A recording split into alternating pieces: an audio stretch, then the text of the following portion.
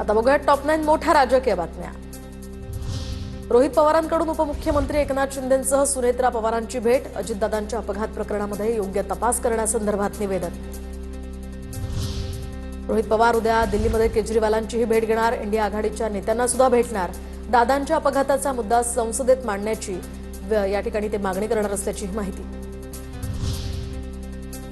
VK सिंगला सीआयडीनं चौकशीसाठी बोलावलं होतं की शाही पाहुणचारासाठी वीके सिंगला 8 तास चौकशी केल्याचं सांगण्यात आलं।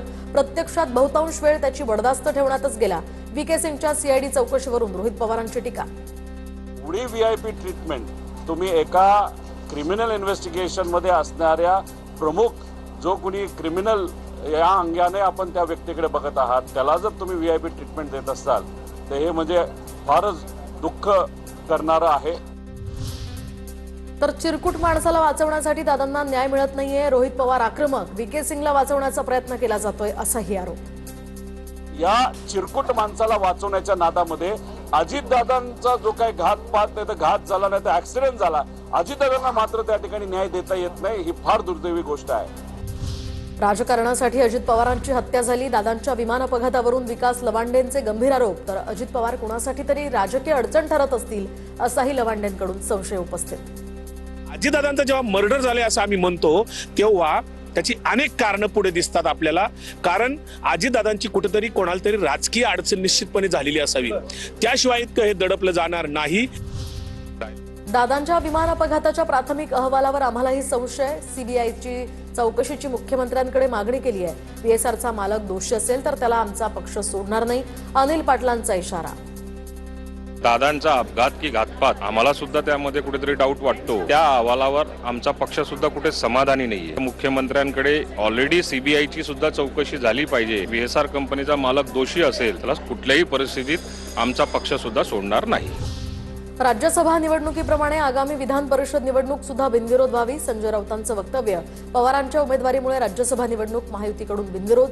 आगामी विधान परिषद निवडणुकीमध्ये उद्धव ठाकरेंच्या उमेदवारीची पुन्हा शक्यता। तर त्या पार्श्वभूमीवर शिवसेना ठाकरे गटाची मोर्चे बांधणी। बारामती राहुरी विधानसभा पोटनिवडणुकीची पुढील आठवड्यामध्ये घोषणा होण्याची शक्यता। सूत्रांची माहिती, अजित पवारांच्या निधनानंतर बारामतीमध्ये आणि भाजपचे आमदार शिवाजीराव कर्डिल यांच्या निधनानंतर राहुरीमध्ये पोटनिवडणूक। आता बघूया टॉप 9 राजकीय बातम्या। भाजपकडून लोकसभा खासदारांना सोमवारी आणि मंगळवारी सभागृहात उपस्थित राहण्याच्या सूचना। सभागृहात उपस्थित राहण्यासाठी व्हीप जारी। लोकसभा अध्यक्ष ओम बिर्ला यांना पदावरून हटवण्याच्या विरोधकांच्या प्रस्तावावर सोमवार किंवा मंगळवारी चर्चा होणार। काँग्रेसकडून सुद्धा लोकसभेच्या सर्व खासदारांना 3 ओळींचा व्हीप जारी। दरम्यान सोमवार आणि मंगळवारी सभागृहामध्ये उपस्थित राहण्यासाठी हा व्हीप लोकसभा अध्यक्ष ओम बिर्ला यांच्यावर अविश्वास ठरावावर चर्चा होऊन मतदान होणार असल्यानं हा व्हीप जारी करण्यात आलाय। राष्ट्रपती द्रौपदी मुर्मू यांच्याकडून 9 राज्यांच्या राज्यपालांची नियुक्ती।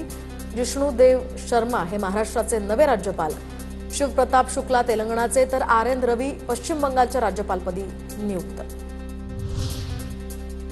सामान्य कार्यकर्त्याला पद दिलं तर त्याचं स्वागत खुल्या दिलानं करावं, संजय राऊतांचं भाष्य। तर शिवसेनेकडून राज्यसभेसाठी ज्योती वाघमारेंच्या निवडीवरून संजय राऊतांची प्रतिक्रिया।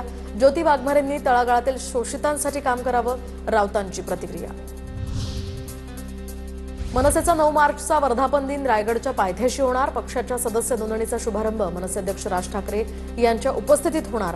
राज ठाकरे रायगड किल्ल्यावर छत्रपती शिवाजी महाराजांच्या समाधीला अभिवादन करणार। त्यानंतर पार पडणार वर्धापन दिनाचा कार्यक्रम। वर्धापन दिनानंतर मनसे अध्यक्ष राज ठाकरे देणार जातमुक्त गावाला भेट। दरम्यान 10 मार्चला राज ठाकरेंच्या अहिल्यानगरमधील सौंदाळा या गावचा दौरा। नेवासा तालुक्यातील सौंदाळा हे गाव जातमुक्त म्हणून घोषित। 5 फेब्रुवारीला विशेष ग्रामसभेत हा ठराव पारित झालाय। जालना महापालिकेतील स्वीकृत नगरसेवकांची निवड बिनविरोध। नवनिर्वाचित महापौर वंदना मगरे यांच्या उपस्थितीमध्ये महापालिकेची पहिली बैठक संपन्न। भाजपचे 2 तर शिंदेच्या शिवसेनेचा 1 आणि काँग्रेसचे 1 स्वीकृत नगरसेवक बिनविरोध निवड। धाराशिव जिल्ह्यामध्ये पंचायत समिती सभापती निवडीत शिवसेनेचं वर्चस्व। जिल्ह्यातील 8 पंचायत समित्यांपैकी 6 पंचायत समित्यांवर शिवसेनेचे सभापती तर 2 पंचायत समितीवर भाजपचा झेंडा।